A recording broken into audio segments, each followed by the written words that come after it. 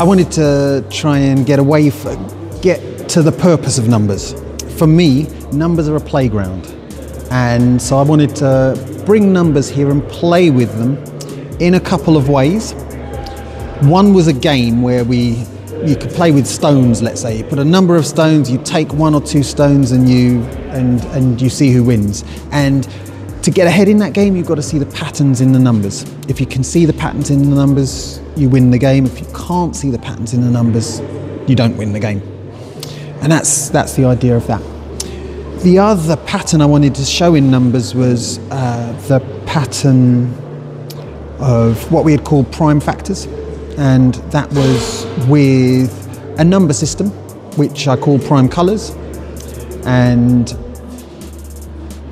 yeah, using that system, you can see kind of how a little like inside multiplication, what's happening behind the machinery of multiplication. It shows that up, and so I wanted to share that with everyone, and really glad I was able to do that.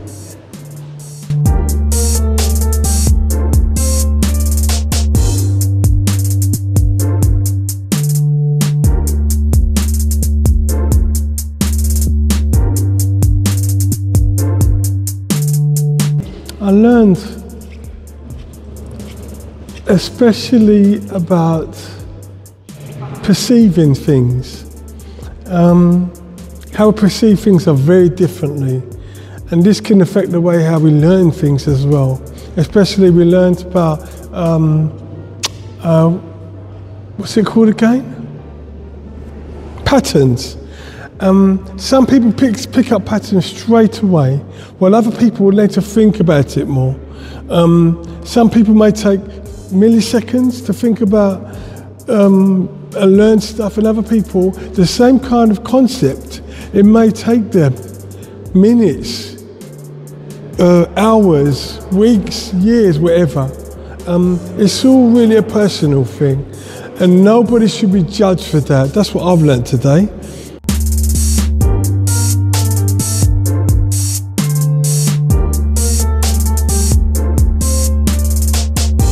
As always, it's really interesting. We're talking about math and how it impacts us and how we see the world, and looking inwards. And it was really a good experience, as usual.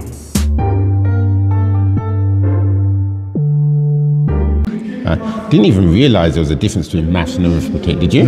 Nope. So there you go. But even more interesting than that was a conversation we were just having about time.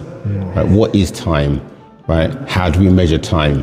What's the reality of time? And it's a conversation which completely confuses me. How much clearer were you at the end of that conversation?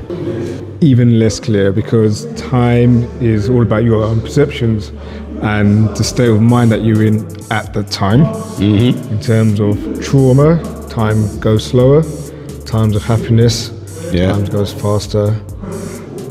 It's crazy. When we're older, time goes faster. But then we also looked at spirituality, and as you were saying, spirit has no time.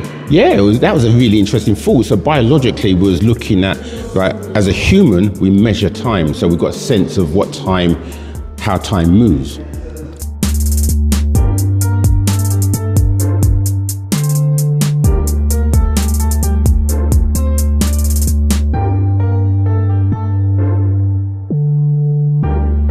Here we are at the Newport Street Gallery. It's a Damien Hirst gallery. It's something I've never been here. I didn't even know it existed until last night.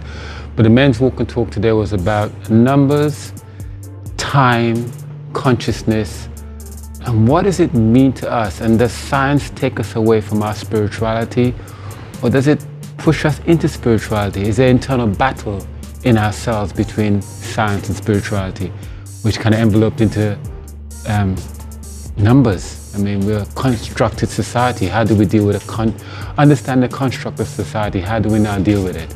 That was Men's Walk and Talk. See you all next week, where we have a massive celebration in central London. I'll put the posters out soon. Take care for now. Bye.